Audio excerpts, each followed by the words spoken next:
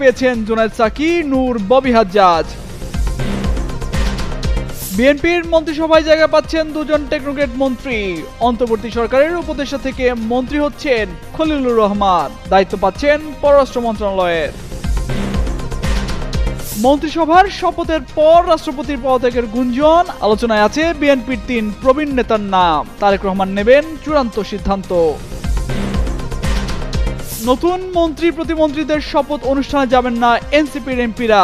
সংবিধান সংস্কার পরিষদের শপথ না নেওয়ায় এমন সিদ্ধান্ত, ফেসবুক পোস্টে ঘোষণা। অবশেষে প্রস্তুত হচ্ছে নতুন মন্ত্রিসভার তালিকা। এর মধ্যে একে একে মন্ত্রী প্রতিমন্ত্রী হিসেবে ডাক পেতে শুরু করেছেন বিএনপির নেতা ও সংসদ সদস্যরা। এখন পর্যন্ত এক ঝাঁক নেতাকে ফোন দেওয়া হয়েছে বিকেলে মন্ত্রিসভার শপথ অনুষ্ঠানে থাকার জন্য। এক্ষেত্রে তরুণ ও প্রবীণের মিশেলে সাজানো হয়েছে এবারের মন্ত্রী পরিষদ। কুমিল্লা 3 আসনে বিএনপির প্রার্থী কাজী শাহ মোফাজ্জল হোসেন কায়কোবাদ মন্ত্রী হচ্ছেন। তিনি কুমিল্লা 3 আসন থেকে 6 বার জাতীয় সংসদ নির্বাচনে অংশগ্রহণ করে 5 বার বিজয়ী হয়েছেন। এছাড়া আরিফুল হক চৌধুরী মন্ত্রী হিসেবে শপথ নেওয়ার জন্য ফোন পেয়েছেন। তিনি এবারই প্রথমবারের মতো সংসদ সদস্য হিসেবে নির্বাচিত হন। বিএনপির সরকারের মন্ত্রিসভায় শপথ গ্রহণের জন্য আরও ডাক পেয়েছেন লক্ষ্মীপুর 3 আসনের সংসদ সদস্য বিএনপির যুগ্ম মহাসচিব শহীদুদ্দিন চৌধুরী অ্যানি। মন্ত্রিপরিষদ বিভাগ থেকে সিলেট 1 আসনের সংসদ সদস্য খন্দকার আব্দুল মুক্তাদির মন্ত্রী হিসেবে শপথ নেওয়ার জন্য ডাক পেয়েছেন। তিনি এবারই প্রথমবারের মতো সংসদ সদস্য হিসেবে নির্বাচিত হন। এছাড়া বরিশাল 1 আসনের সংসদ সদস্য জহিরুদ্দিন স্বপনও ফোন পেয়েছেন। বিএনপির নেতাকে মন্ত্রী হিসেবে শপথ নেওয়ার জন্য ফোন দেওয়া হয়। একসাথে ডাক পেয়েছেন বিএনপির স্থায়ী কমিটির সদস্য ডক্টর আব্দুল মঈন খান। বিএনপি চেয়ারম্যান তারেক রহমানের মন্ত্রিসভায় ডাক পেয়েছেন জাতীয় গণতান্ত্রিক আন্দোলনের চেয়ারম্যান এবং ঢাকা 13 আসনের সংসদ সদস্য ববি হাজ্জাজ। গণমাধ্যমকে জানান মন্ত্রিসভার ফোন পেয়েছেন তিনি। এছাড়া নাটোর থেকে প্রতিমন্ত্রী হিসেবে শপথের ডাক পেয়েছেন নাটোর 1 লালপুর বাগাতিপাড়া আসনের নবনির্বাচিত সংসদ সদস্য ব্যারিস্টার ফারজানা শারমিন পুতুল।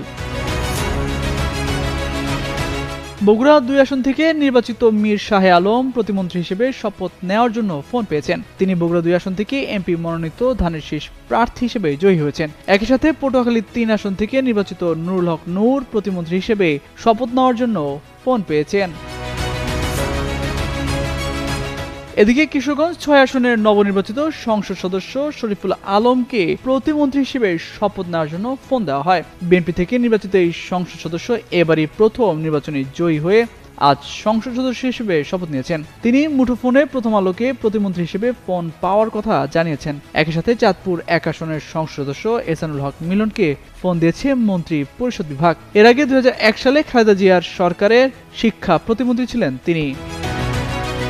তামজিদ মির্জা, যুগান্তর নিউজ। বিএনপি সরকার দায়িত্ব নেওয়ার পর নতুন রাষ্ট্রপতি কে হবেন তা নিয়ে এখনই নানা আলোচনা ও গুঞ্জন শুরু হয়েছে। এছাড়া 2028 সালে মেয়াদ শেষ হওয়ার কথা থাকলেও নতুন সরকার গঠনের পর পদত্যাগ করতে পারেন বর্তমান রাষ্ট্রপতি মোহাম্মদ শাহাবুদ্দিন। গত ডিসেম্বরে বার্তা সংস্থা রয়টার্সকে দেওয়া এক সাক্ষাৎকারে রাষ্ট্রপতি নিজেই এমনটি জানিয়েছিলেন। এমন প্রেক্ষাপটে কি হবেন নতুন রাষ্ট্রপতি, এ নিয়ে চলছে চুলচেরা বিশ্লেষণ। এসব নিয়ে আলোচনায় রাষ্ট্রপতির দৌড়ে সবচেয়ে বেশি উচ্চারিত হচ্ছে বিএনপির মহাসচিব মির্জা ফখরুল ইসলাম আলমগীর ও স্থায়ী কমিটির সদস্য ডক্টর খন্দকার মোশাররফ হোসেনের নাম। এছাড়া কেউ কেউ দলের প্রবীণ আরেক নেতা নজরুল ইসলাম খানের নামও বলছেন। তবে সূত্রগুলো জানাচ্ছে বিএনপির এই 3 জনের মধ্যে একজনকে রাষ্ট্রপতি পদে দেখা যেতে পারে। বর্তমান সংবিধানের 123-এর 1 অনুচ্ছেদে বলা হয়েছে রাষ্ট্রপতি পদের মেয়াদ অবসানের কারণে উক্ত পদ শূন্য হলে মেয়াদ সমাপ্তি তারিখের পূর্ববর্তী 90 থেকে 60 দিনের মধ্যেই শূন্য পদ পূরণের জন্য নির্বাচন অনুষ্ঠিত হবে। সংসদ সদস্যদের ভোটে নির্বাচিত হলেও মূলত রাষ্ট্রপতি কে হবেন সেই সিদ্ধান্তের বিষয়টি পুরোপুরি রাজনৈতিক। বিএনপি চেয়ারম্যান তারেক রহমান যাকে চাইবেন বা মনোনয়ন দেবেন তিনি রাষ্ট্রপতি নির্বাচিত হবেন। এদিকে বিএনপির একটি সূত্র বলছে খন্দকার মোশাররফ দলের কার্যক্রম থেকে নিজেকে কিছুটা আড়ালে রেখেছেন যাতে তাকে নিয়ে রাজনৈতিক বিতর্ক তৈরি না হয়। ত্রয়োদশ জাতীয় সংসদ নির্বাচনে বিএনপি এককভাবে 209টি আসন পেয়ে সরকার গঠন করতে যাচ্ছে। বিকালে মন্ত্রিসভার শপথ হবে। বেশ কিছু নেতা মন্ত্রী হচ্ছেন, সেটিও প্রায় চূড়ান্ত। এর সঙ্গে আলোচনা হচ্ছেন পরবর্তী রাষ্ট্রপতি কে হবেন তা নিয়ে। এর কয়েকদিনের মধ্যেই স্পষ্ট হতে পারে কে হচ্ছেন নতুন রাষ্ট্রপতি। তামজিদ মির্জা, যুগান্ত নিউজ। নতুন মন্ত্রিসভার শপথ অনুষ্ঠান সামনে রেখে রাজনৈতিক অঙ্গনে তৈরি হয়েছে ভিন্ন পরিস্থিতি। সংবিধান সংস্কার পরিষদের শপথ ইস্যুতে এবার মন্ত্রিসভায় শপথ না নেওয়ার সিদ্ধান্ত নিয়েছে জাতীয় নাগরিক পার্টি এনসিপি। মঙ্গলবার দুপুর 1টায় এনসিপি তাদের ভেরিফাইড অফিসিয়াল ফেসবুক পেজে এক ঘোষণায় জানায়, বিএনপি সংবিধান সংস্কার পরিষদের শপথ না নেওয়ায় মন্ত্রিসভার শপথ অনুষ্ঠানে উপস্থিত থাকবেন না দলটির 6 জন নির্বাচিত সংসদ সদস্য। তবে এর আগে সংসদ সদস্য হিসেবে শপথ নিয়েছেন এনসিপি থেকে নির্বাচিত 6 এমপি। প্রধান নির্বাচন কমিশনার এএমএম নাসিরউদ্দিন নবনির্বাচিত সংসদ সদস্যদের শপথ বাক্য পাঠ করান। সে সময় তারা সংবিধান সংস্কার পরিষদের সদস্য হিসেবেও শপথ নেন। একই দিনে সকালে সংসদ ভবনে বিএনপি নির্বাচিত সংসদ সদস্যদের শপথ অনুষ্ঠান শুরুর আগে দলের অবস্থান স্পষ্ট করা হয়। সকাল 10টার দিকে এমপিদের উদ্দেশ্যে বাংলাদেশ জাতীয়তাবাদী দল বিএনপি স্থায়ী কমিটির সদস্য সালাউদ্দিন আহমেদ জানান, তারা ওই দিন সংবিধান সংস্কার পরিষদে শপথ নেবেন না। বিএনপির এই সিদ্ধান্তের প্রেক্ষাপটে এনসিপিও মন্ত্রিসভার শপথ অনুষ্ঠান বর্জনের ঘোষণা দেয়। নির্বাচনে একচ্ছত্র বিজয়ের মধ্য দিয়ে বিএনপির চেয়ারম্যান তারেক রহমানকে সর্বসম্মতিক্রমে সংসদ নেতা ও প্রধানমন্ত্রী হিসেবে নির্বাচিত করা হয়েছে। জাতীয় সংসদে বিএনপি নবনির্বাচিত সদস্যদের শপথ শেষে তারেক রহমানের সভাপতিত্বে সংসদীয় দলের সভা অনুষ্ঠিত হয়। সেখানে তারেক রহমানকে সংসদ নেতা ও প্রধানমন্ত্রী হিসেবে নির্বাচিত করা হয়। এর আগে মঙ্গলবার বেলা 11:15টার দিকে বাংলাদেশ জাতীয় সংসদ সচিবালয়ে শপথ কক্ষে ত্রয়োদশ জাতীয় সংসদ নির্বাচনের নবনির্বাচিত সংসদ সদস্যরা শপথ গ্রহণ করেন। প্রধান নির্বাচন কমিশনার সিইসি এএম নাসিরউদ্দিন সংসদ সদস্যদের শপথ বাক্য পাঠ করান। শপথ অনুষ্ঠানে দেশীয় বিদেশি অতিথিরা অংশ নেন। অনুষ্ঠানের শুরুতে নতুন আইন প্রণেতাদের সামনে কথা বলেন বিএনপি স্থায়ী কমিটির সদস্য সালাউদ্দিন আহমদ। তিনি সংবিধান সংস্কার পরিষদের বিষয়ে দলীয় সিদ্ধান্ত জানান।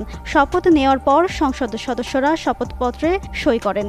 সূচি অনুযায়ী বিকেল 4টায় সংসদ ভবনের দক্ষিণ প্লাজায় আয়োজিত বিশেষ অনুষ্ঠানে রাষ্ট্রপতি মোহাম্মদ শাহাবুদ্দিনের কাছে প্রধানমন্ত্রী হিসেবে তারেক রহমান ও নতুন মন্ত্রিসভার সদস্যরা শপথ নেবেন। আজ সন্ধ্যায় মন্ত্রিপরিষদ বিভাগ থেকে নতুন মন্ত্রীদের দপ্তর বন্টন ও আনুষ্ঠানিক প্রজ্ঞাপন জারি করা হবে।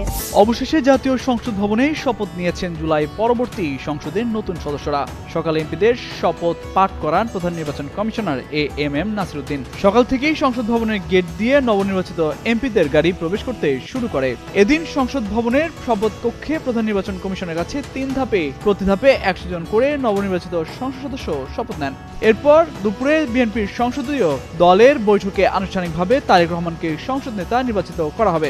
বিকেল 4টায় দক্ষিণ প্লাজায় আয়োজিত বিশেষ অনুষ্ঠানে রাষ্ট্রপতি মোহাম্মদ শাহাবুদ্দিনের কাছে প্রধানমন্ত্রী হিসেবে শপথ নেবেন তারেক রহমান ও নতুন মন্ত্রিসভার সদস্যরা। সন্ধ্যায় মন্ত্রিপরিষদ বিভাগ থেকে নতুন মন্ত্রীদের দপ্তর বন্টন করে প্রজ্ঞাপন জারি করা হবে। এদিকে শপথ অনুষ্ঠানকে ঘিরে সংসদ ভবন ও আশেপাশে নেওয়া হয়েছে নিশ্চিত নিরাপত্তা ব্যবস্থা। ঢাকা মেট্রোপলিটন পুলিশ জানিয়েছে, খেজুরবাগান ক্রসিং থেকে মানিক মিয়া অ্যাভিনিউ এবং গণভবন ক্রসিং থেকে উড়োজাহাজ ক্রসিং পর্যন্ত লেক রোডে যান চলাচল সীমিত থাকবে। বিকল্প সড়ক ব্যবহারের পরামর্শ দিয়েছে পুলিশ। 12 ফেব্রুয়ারি নির্বাচনে তারেক রহমানের নেতৃত্বে বিএনপি জোট 212 আসনে জয় পেয়ে নিরঙ্কুশ সংখ্যাগরিষ্ঠতা অর্জন করেছে।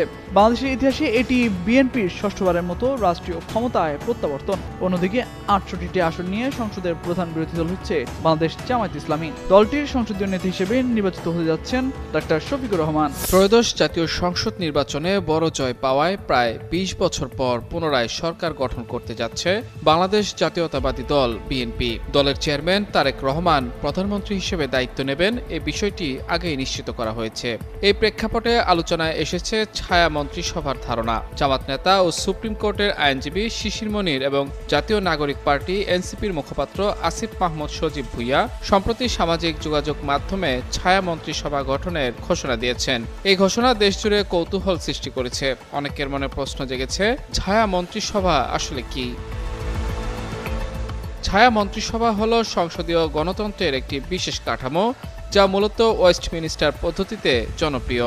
এতে প্রধান বিরোধী দল বা অন্য রাজনৈতিক দলগুলো সরকারের প্রতিটি মন্ত্রণালয়ের বিপরীতে একজন করে ছায়ামন্ত্রী নিয়োগ দেয়। জামাত নেতা শিশির মনির জানিয়েছেন, স্বচ্ছতা নিশ্চিত করতে তারা এই পদক্ষেপ নিয়েছেন। অন্যদিকে আসিফ মাহমুদ জানিয়েছেন, সরকারের কার্যক্রমের উপর নজরদারি বা ওয়াচডগ হিসেবে কাজ করাই হবে এই ছায়া মন্ত্রিসভার মূল লক্ষ্য।